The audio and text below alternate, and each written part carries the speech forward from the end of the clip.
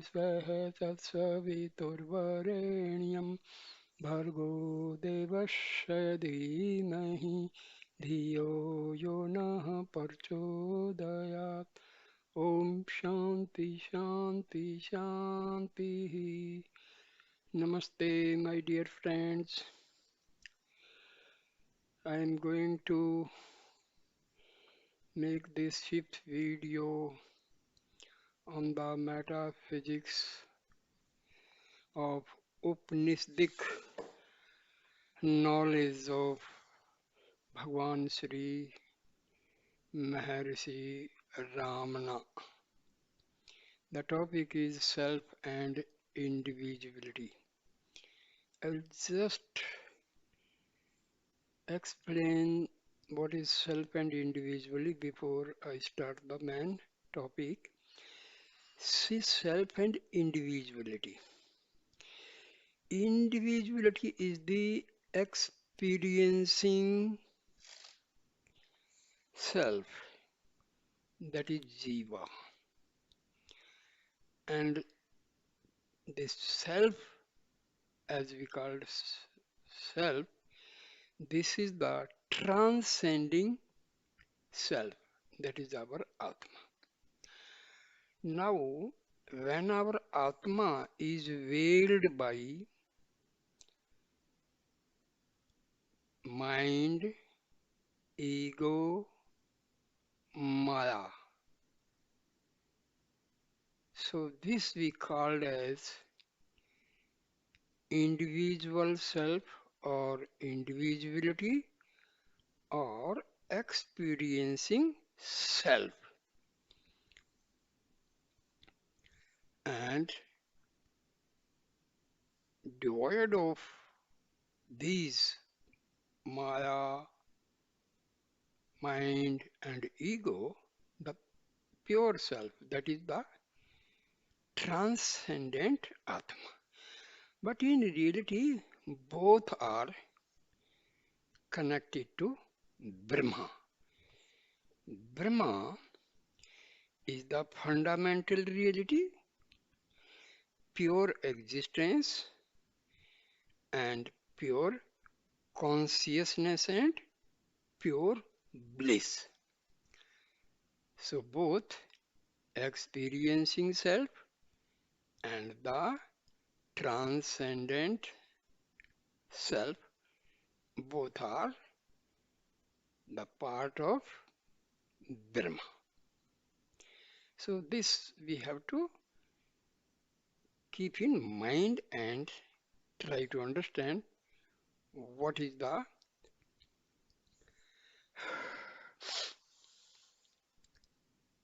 experience of Bhagwan Sri Ramana Maharshi when he was replying to the questions put by devotees. Now I start the question answer session. First question. Devotee, does not death dissolve the individuality of a person so that there can be no rebirth? Just as the rivers discharged into the ocean lose their individuality. See, there are subtle impress, subtle sanskaras, what we call them as vasanas. These vasanas, they are the main reason of the arising of thoughts from the Atma. And these arising thoughts constitute mind and ego. And they act as they are veiling the Atma. So our cycle of birth and death is caused by these vasanas, or the when astral body, that is mind, ego and all, they are not destroyed, then we undergo the cycle of birth and death. Now what Maharishi replies, just listen. But when the waters evaporate and return as rain on the hills, they once more flow in the form of rivers and fall into the ocean. So also the individualities during sleep lose their separateness and yet return as individuals according to their sanskaras or past tendencies. Even so, it is in death and individuality of the person with sanskaras is not lost. So, as there is water cycle in the nature, water evaporates from the oceans, then it falls into rain form, then there are rivers, and same that water goes back to the sun. Similarly, there is birth of body and there is death of body, this going on. This can be stopped only by destroying the very cause of this death and birth cycle, and that is destroying by ego, mind, and subtle impressions, or we call as vasanas. When mind, ego, and these vasanas are destroyed, there is no more birth and death cycle. So we are liberated. Now, what is it? Next question. How can that be? Devotee is asking. Mercy replies, see how a tree whose branches have been cut grows again. Why it grows? Because roots are still there intact. So long as the roots of the tree remain unimpaired, the tree will continue to grow. Similarly, the sanskaras, which have merely sunk into the heart,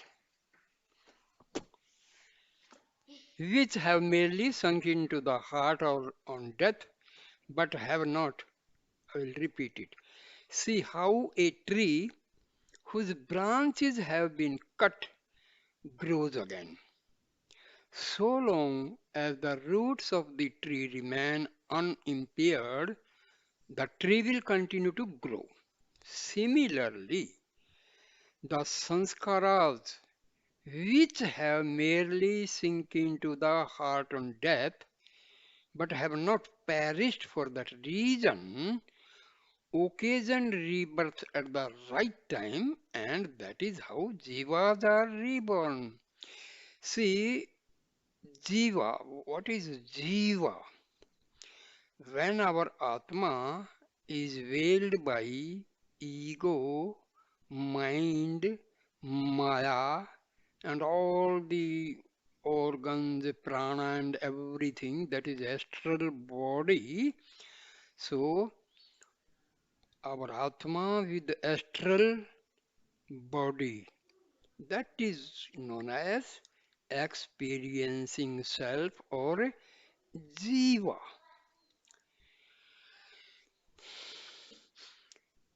See, we are not able to understand these things. We do not really know what is jiva, what is individuality, what is maya, what is ego, what is mind. That is the problem. So we have to understand each and every term simple, there we should not go to complexities, all wonderful words and all. Very simple. Atma veiled by astral body. Simple. That is Jiva. Atma remains in the body with the help of prana and all. So we call it as Jiva.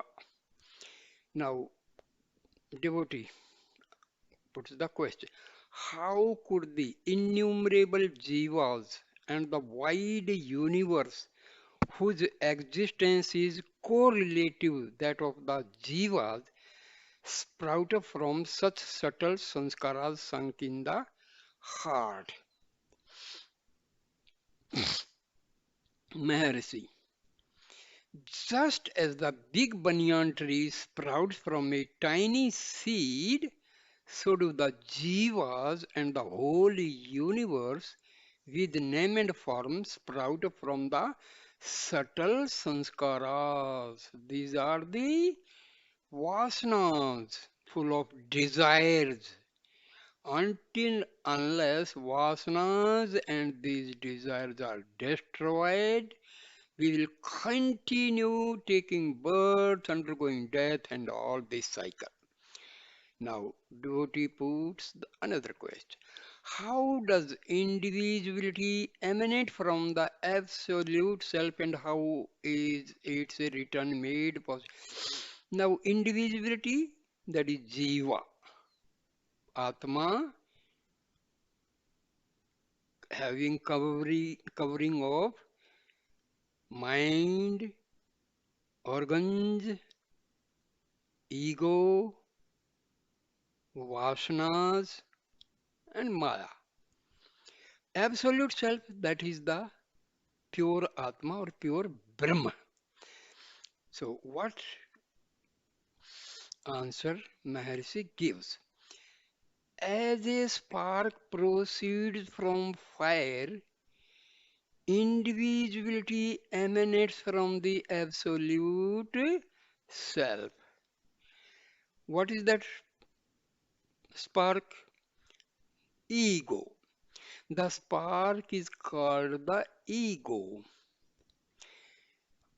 Ego is created by what? Ego is the modification of mind. Mind is created by thoughts, and thoughts are created by vasanas, subtle sanskaras.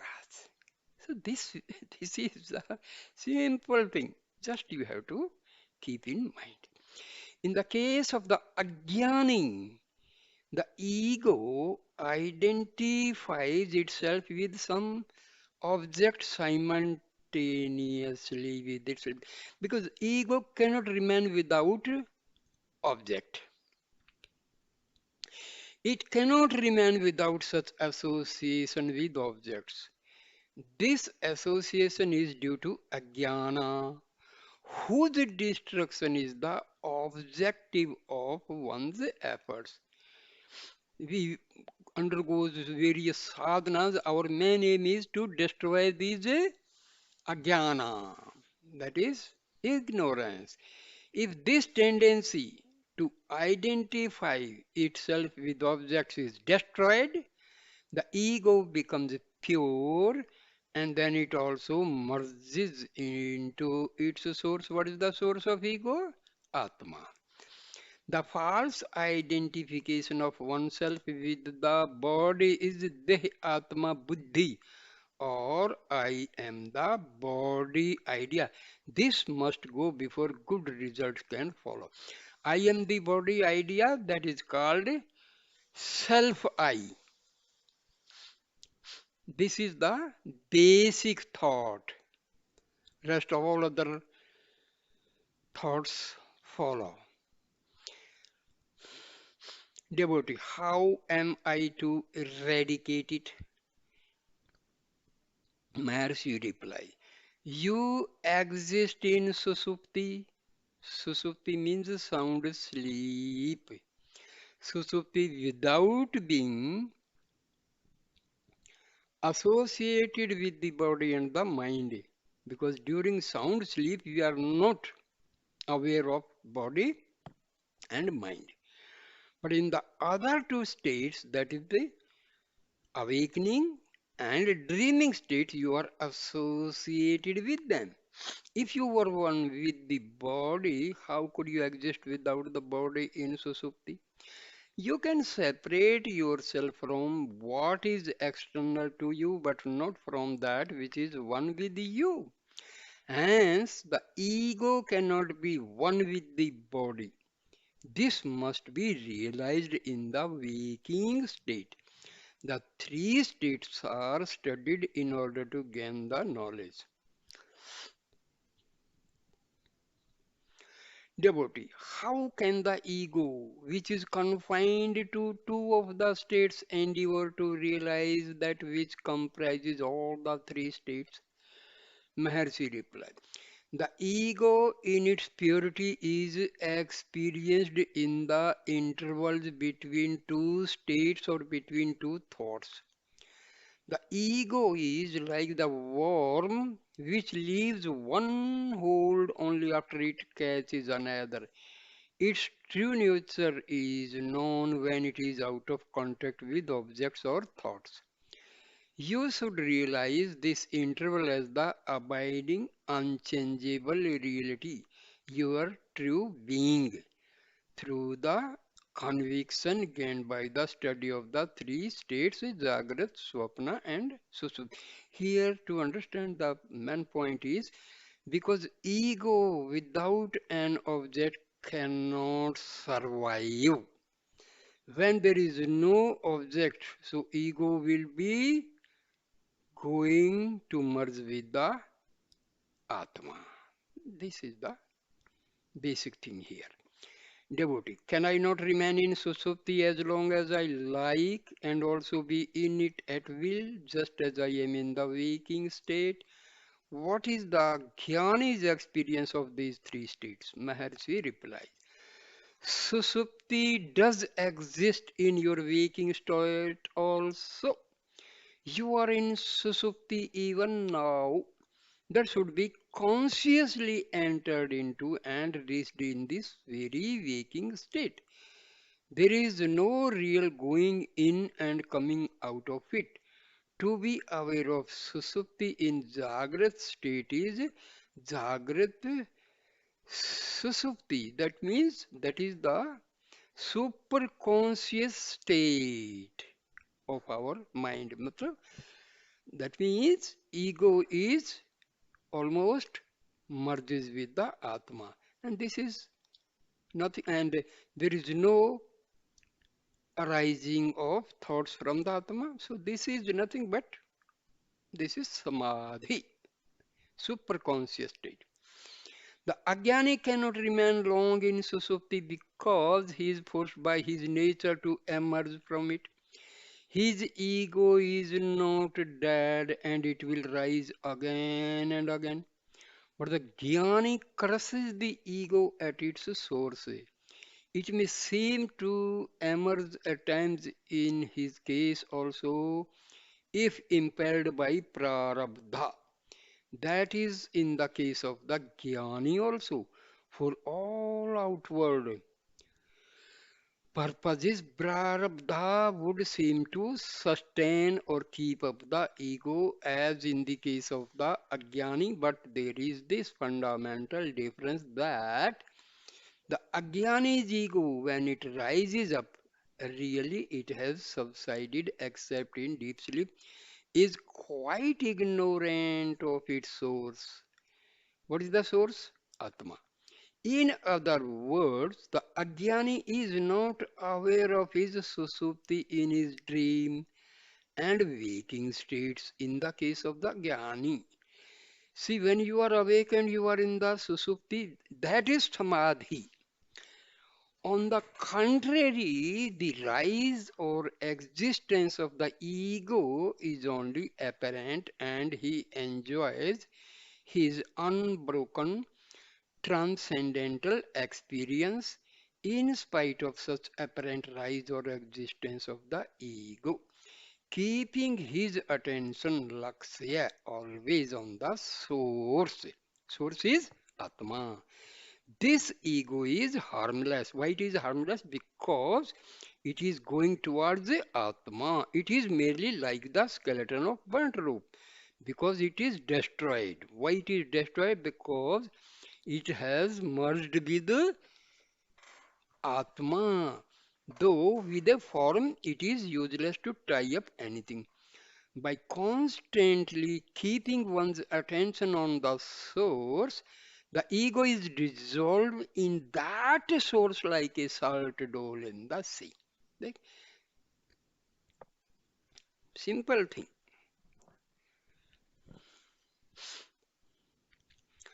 Devotee, what is the significance of the crucifixion? Very good question. Maharshi, the body is the cross. Jesus, the Son of Man, is the ego, or I am the body idea. When the Son of Man is crucified on the cross, the ego perishes and what survives is the absolute being. Absolute being is what? Atma. It is the resurrection of the glorious self of the Christ, the Son of God. De- devotee. But how is crucifixion justified? Is not killing a terrible crime? Mercy replies, everyone is committing suicide.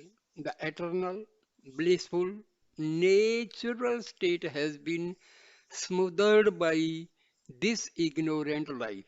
In this way, the present life is due to the killing of the eternal positive existence. Is it not really a case of suicide? So why worry about killing, etc.? Devotee. Sri Ramakrishna says that Nirvikalpa Samadhi cannot last longer than 21 days if persisted in. The person dies. Is this a fact?